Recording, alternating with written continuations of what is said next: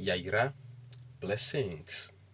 Previously in Eʋe, Ancient Hebrew 101, Part 3, we went over Eʋe enigmatic numbers, beginning from number 1. We explained why Yahweh began the transmission of the laws by first proclaiming himself as one, and how being one applies to us as human beings. And then we went over every subject pronouns, all on pages 15 and 16 of every ancient Hebrew 101 textbook. This is every ancient Hebrew 101 part 4, and it will cover the following: every ancient Hebrew enigmatic cardinal numbers, number 2. Number 2 is also a bipolar number, and we will explain that. And then we will go over how to conjugate present tense in Eʋe, affirmative form and interrogative form. Lastly, we will do something very fun. Why is a tree in Eʋe called a tree? As you can already see it, a tree is made with Eʋe letters, ancient Hebrew letters, and we will break it down so you may see it even closer. And then look at this animal, a snail. It is also made of Eʋe ancient Hebrew letters, and we will come to that as well. Pages 5, 16, 17, 18, 22, 24, and 26 of ancient Hebrew 101. Making reference to humanity, more specifically, how our human body functions, Jesus says, I read, we speak of what we know. Said in a different way, what is inside my head, or what is inside your head, is what will come out of your mouth. You can't discuss scientific topics unless you previously learned those notions. You can't pass a test unless the information is already inside you. You can't speak a foreign language unless it has been downloaded in you prior. Similarly, this manuscript is packed with information, and all you have to do to improve your ancient Hebrew skills is to internalize the information, memorize them, or go over it a couple of times. Eʋe, or ancient Hebrew enigmatic cardinal numbers. Number 2, we can say, is also a bipolar number. It is both positive and negative depending on your perspective or depending on the circumstance. Eʋe, okay, Eʋe. Number two, it is negative. When it appears negative but is actually positive. As an example, in Jeremiah chapter 51, verse 45, from the King James Version, my people, go ye out of the midst of her, and deliver ye every man his soul from the fierce anger of the Lord. So here it is negative, but it is positive. In Eʋe, we have the A, okay, the A is a variation of this letter here, and then the V. The A, it means great, okay, great, and the V means branch out. So altogether, it's a great branching out, or it's a great separation, or a vital separation, okay, depending on the circumstance, okay. Yahweh wanted his people to separate from the rest of the nations, okay, of the earth. So that is a negative separation, but it has a positive outcome. We will go over this in detail shortly. And then here, a V seems positive. Okay, it appears positive, but it actually is negative. Okay, again, the A and the V. A means great, and the V duplicity or branching out. It means a great deviation. Example is Proverbs 18, verse 1.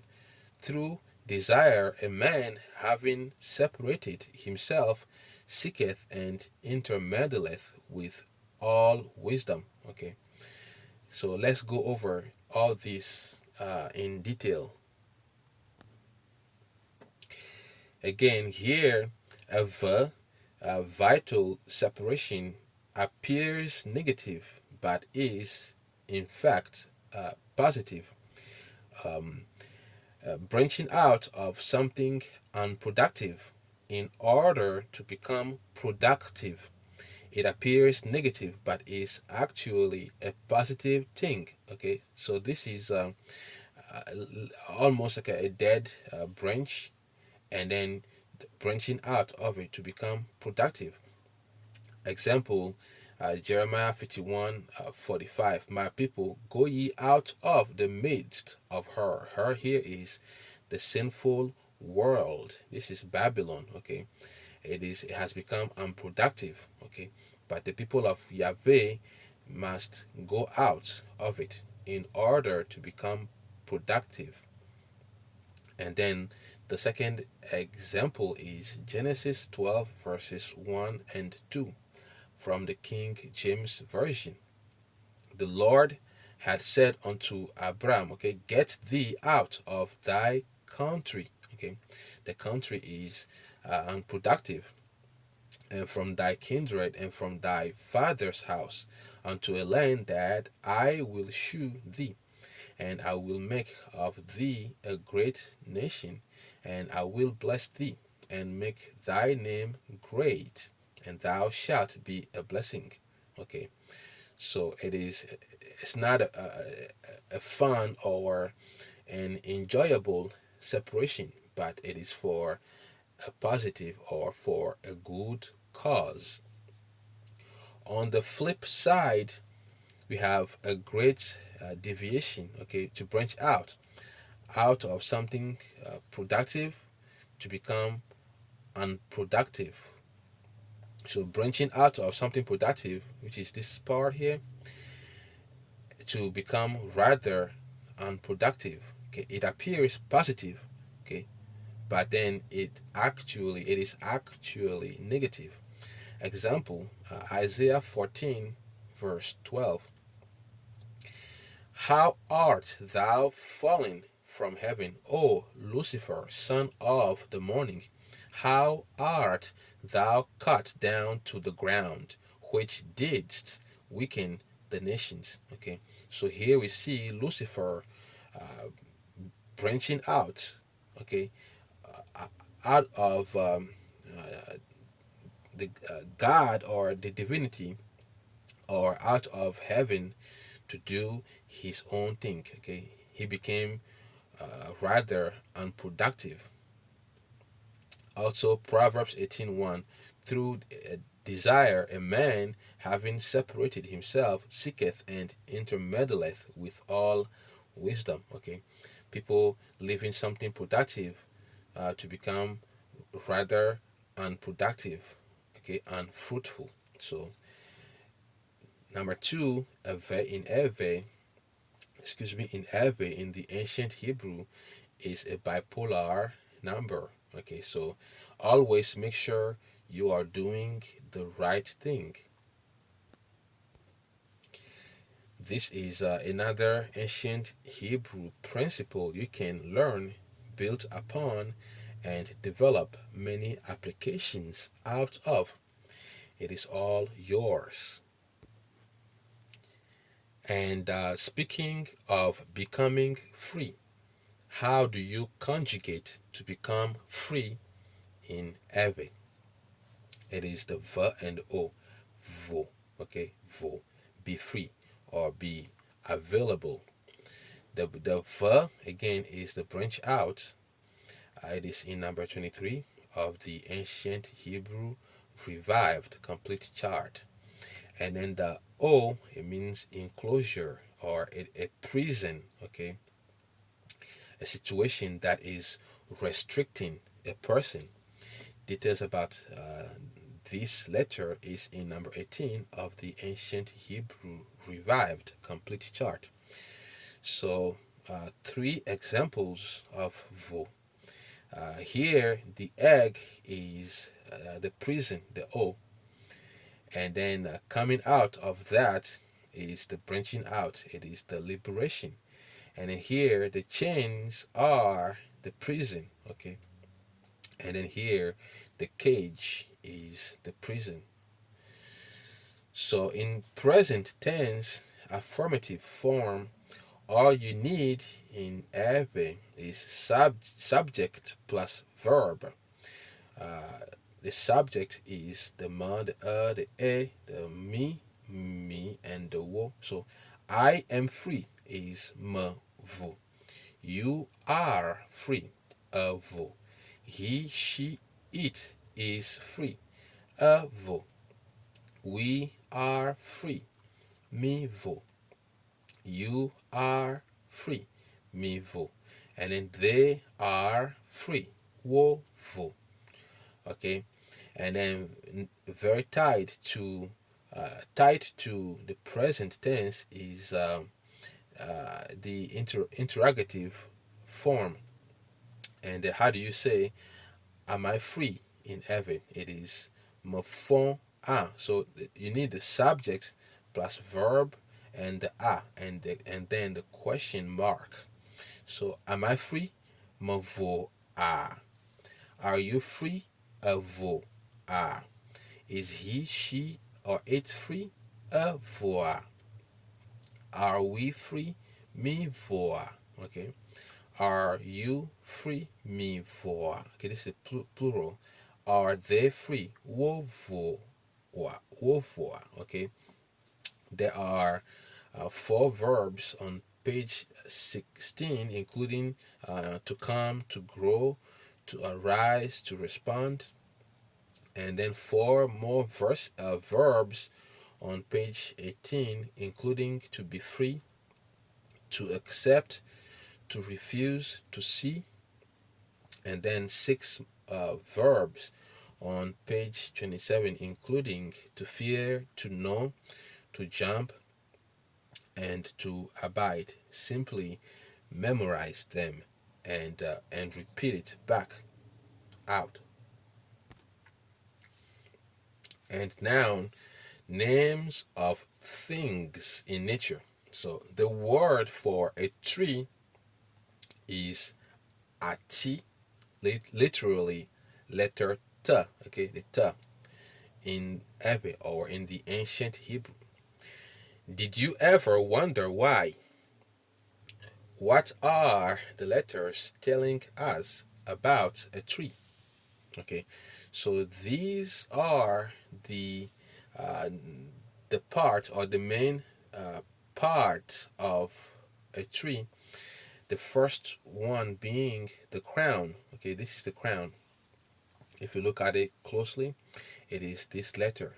Okay, the f, it means it means a place or a cluster. Okay, a fu or a f. Okay, so it is the administration of a tree, of the tree. And how do we know that? This is what this letter is telling us. Okay, it is in number 12 of the ancient Hebrew revived complete chart. The four means administration. This is where uh, the administration of the whole system of the tree takes place. Okay, and then the trunk. This is the trunk. It is the ta. Okay, the ta or the t. And according to the ancient Hebrew, by the ta, okay, by the trunk, the tree is fixed in place and protrudes. Okay, and details about this letter is in number 1 of the ancient Hebrew revived complete chart. And then the bark of the tree, according to the ancient Hebrew, it is the ba or the ba. Okay, it means it is dense. It's a pile. It has layers. Okay, and details about this letter is in number 17 of the ancient Hebrew revived complete chart. And then you have the branches. The branches. That is a letter V. Okay, the V. It means to branch out, and by the branches, the tree develops. Okay, no branches, no growth. So that is by the branches a tree develops. And details about the verb is in number 23 of the ancient Hebrew revived, the complete chart. And then the root, see that the root, it is the k, okay, the k, and by the by it, by the root, a tree is established. Okay, details about this letter is in number 14 of the ancient Hebrew revived complete chart. So altogether, this is the crown here. Okay, the administration of the tree, and then the stem or the trunk. It is by it the tree is fixed in place, and then you have the branches. By them, the tree develops. Okay, and then you have the roots, which is by it a tree is established. So the letters are able to inform us about things in nature without any experimentation.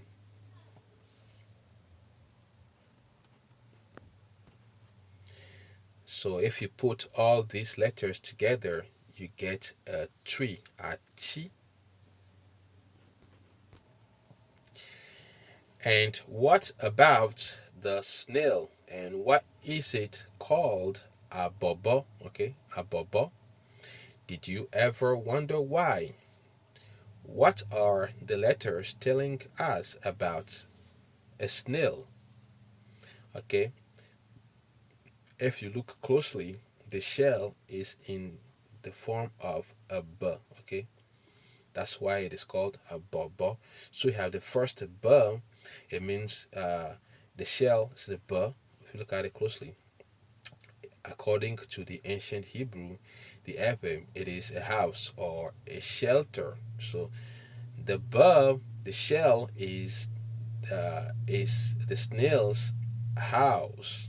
Okay, details about the bird is in number 5 of the ancient Hebrew revived complete chart.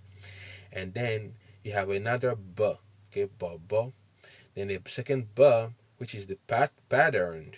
Okay, it means to coil. So the snail coils inside its house. And then the O, according to the ancient Hebrew, the O is snail's shell is restrictive. Okay, that's what this letter means.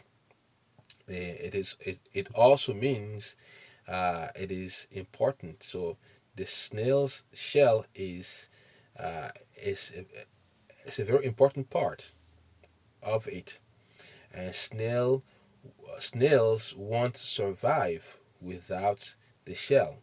Okay, snails are not like slugs. Snails are restricted to their shell. So ati, a tree, and a bobo, a snail. Okay, there is no end to what we are able to do with the letters. Now you know how to use the letters to draw a tree and a snail. Okay, pages 22, 23, and 24 of Eʋe Ancient Hebrew 101. There are there is a list of 125 names of animals and things in nature. Fun things for us to do to explore our world and understand the world around us. Every Ancient Hebrew 101 Part 5 comes soon. Please stay tuned, and until next time.